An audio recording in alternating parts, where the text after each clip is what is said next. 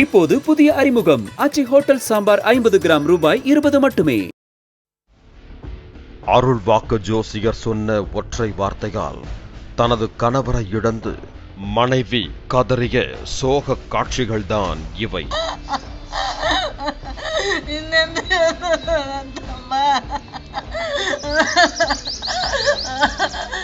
கர்நாடக மாநிலம் சித்ரதுர்கா மாவட்டம் பரசுராம்புரா காவல் நிலையத்திற்கு உட்பட்ட ஆந்திரா கர்நாடக எல்லையில் கடந்த 9ஆம் தேதியன்று ஆண் ஒருவர் சடலமாக கிடப்பதாக பரசுராமபுரம் காவல் நிலையத்திற்கு தகவல் கிடைத்தது.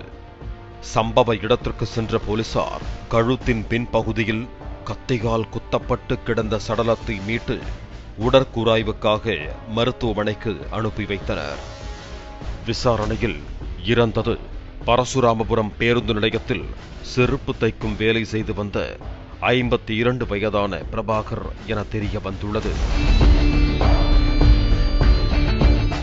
போலீசார் அக்கம் பக்கத்தில் விசாரித்த போது சம்பவத்தன்று பிரபாகரை பைக்கில் அழைத்து சென்றது குந்துர்பி கிராமத்தைச் சேர்ந்த ஆனந்த ரெட்டி என்பதும் கோடேகுடா கிராமத்தைச் சேர்ந்த ஜோதிடரான ராமகிருஷ்ணா என்பதும் தெரிய வந்துள்ளது.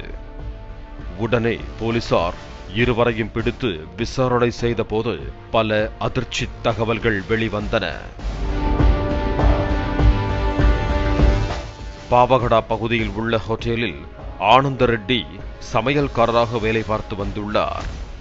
இந்த நிலையில் ஆனந்த ரெட்டி வறுமையில் இருந்ததால் ஜோதிடரான ராமகிருஷ்ணாவிடம் அருள்வாக்கு கேட்க சென்றுள்ளார்.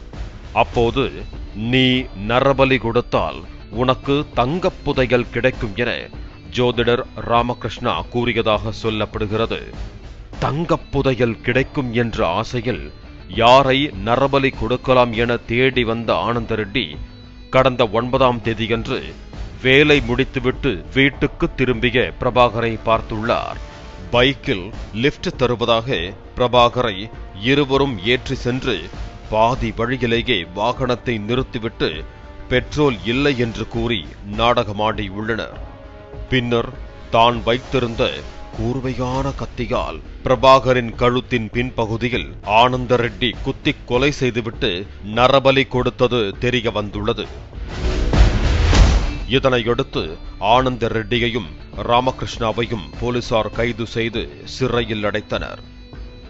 நரபலி என்கிற மூட நம்பிக்கையால் ஒரு உயிர் போன சம்பவம் இறந்தவரின் குடும்பத்தை பெரும் துயரில் ஆழ்த்தியுள்ளது.